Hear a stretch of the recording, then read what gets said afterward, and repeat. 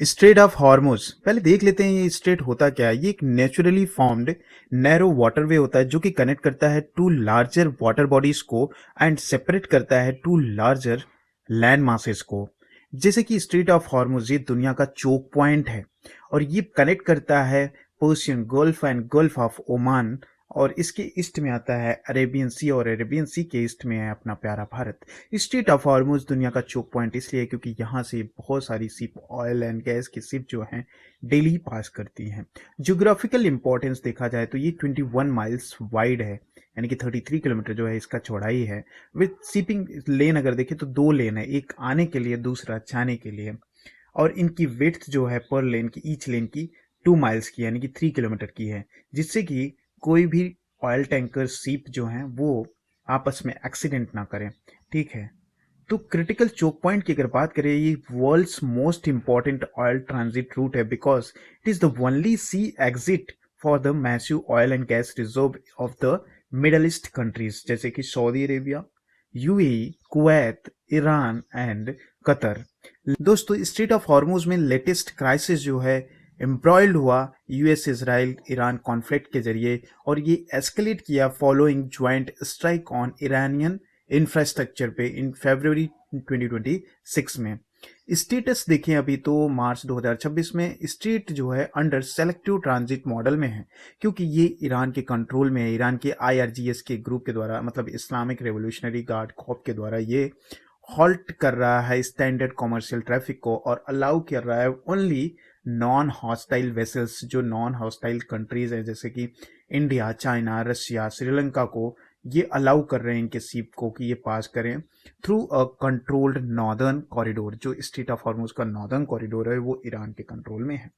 ठीक है, next point है कि मिलिट्री एस्केलेशन, क्योंकि प्रेसिडेंट ट्रंप ने कहा है कि अप्रैल 6 2026 तक ईरान को फुल्ली रीओपन करना है स्ट्रेट ऑफ हॉर्मुज को। अगर ऐसा नहीं करता है ईरान तो ईरान के एनर्जी प्लांट पे स्ट्राइक किया जाएगा by the US military. Casualty and disruption अगर देखें तो 20 से ज्यादा मर्चेंट शिप पर अटैक किया गया जब से ये कॉन्फ्लिक्ट शुरू हुआ है। मेजर ग्लोबल कैरियर जैसे मार्क्स, हैपैक, लॉयड जो है सस्पेंड कर दिए ऑल ट्रांजिट जो इनका है, और rerouting around Cape of Good Hope को यूज किया जा रहा है, नया रास्ता है जो है जो कि साउथ अफ्रीका में है।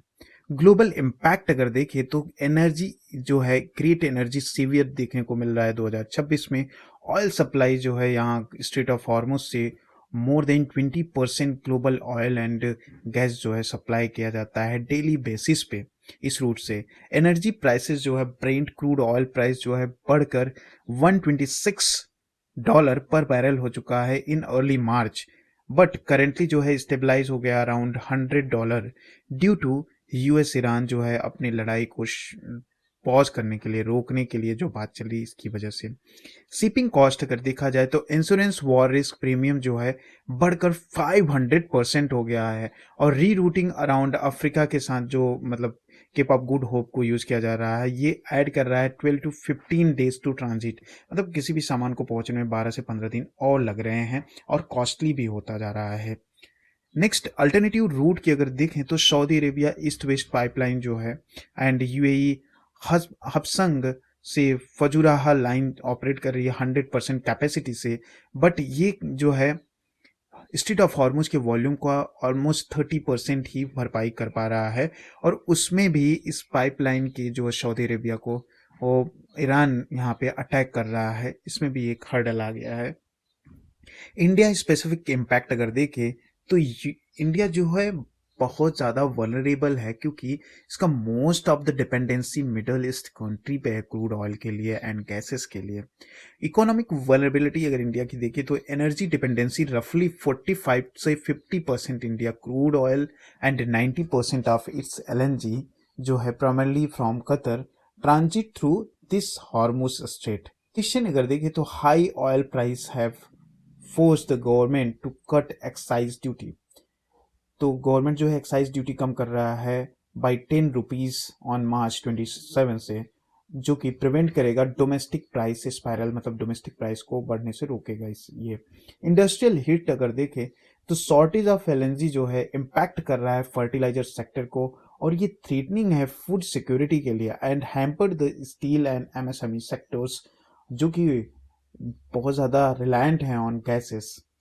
इंडिया एक्सेप्शन एंड रिस्पॉन्स अगर देखें तो इंडिया के लिए कुछ पॉजिटिव पॉइंट भी हैं कि डिप्लोमेटिक सक्सेस मिला है, इंडिया सिक्योर किया sanction waiver and safe passes from Tehran.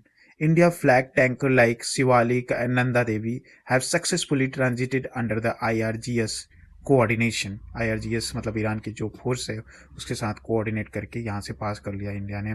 और इंडिया ने लॉन्च किया ऑपरेशन ऊर्जा सुरक्षा। ये क्या है? ये डेडिकेटेड नवल मिशन है जो कि लॉन्च किया गया in March 2026 to provide close protection and escort for Indian tankers. जो इंडियन टैंकर्स गल्फ कंट्री में फंसी हुए हैं उनको निकालने के लिए ये मिशन लॉन्च किया गया, ऑपरेशन ऊर्जा सुरक्षा। ठीक है, इसे ध्यान रखना। और डाइवर्सिफिकेशन अगर देखें तो इंडिया के लिए ऑप्शन, इंडिया जो है अपना डबल कर दिया है एलपीजी इंपोर्ट फ्रॉम अर्जेंटीना और इंक्रीज कर दिया है flow from US and Russia gas and oil के लिए to mitigate the Gulf losses. जो गल्फ में लॉसेस हो रहे हैं इंडिया को, उसको मिटिगेट करने के लिए। मैरीटाइम सिक्योरिटी एंड डिफेंस की बात की जाए तो ये कॉन्फ्लिक्ट जो है रीडिफाइन कर दिया concept of sea line of communication protection को।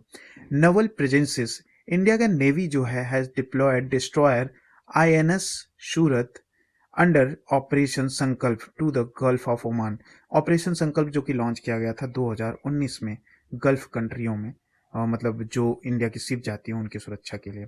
नेक्स्ट पॉइंट है कि असिमेट्रिक थ्रेट्स, जैसे कि ये primary risk are no longer just conventional, conventional नहीं रहा, they include the loitering munitions यानी कि ड्रोन्स के द्वारा प्रॉब्लम आ रहे हैं, स्मार्ट सी माइंस के द्वारा, and GNSS jamming and spoofing जो की जा रही है बाय द आईआरजीएस फोर्सेस के द्वारा, इसके लिए प्रॉब्लम क्रिएट हो रहा है। तो इन सब के लिए सॉल्यूशन क्या है? तो इंडिया को एसिलेट करना चाहिए phase 2 of strategic petroleum reserve SPR at Chandikhol and Padur to reach 90 days of cover. Bypass infrastructure, इसका मतलब क्या है कि इन्वेस्ट करना चाहिए trans Arabian pipeline connecting the Gulf to the Red Sea और मेडिटेरियन सी, आईमेक लिंक जिसे कहते हैं, to bypass Hormuz. Okay, bypass करना हार्मोस को। एनर्जी ट्रांजिशन की बात की जाए तो इंडिया को सोलर एनर्जी पे ज़्यादा शिफ्ट करना चाहिए और green hydrogen energy and electric vehicles to reduce the Hormuz risk in the long term.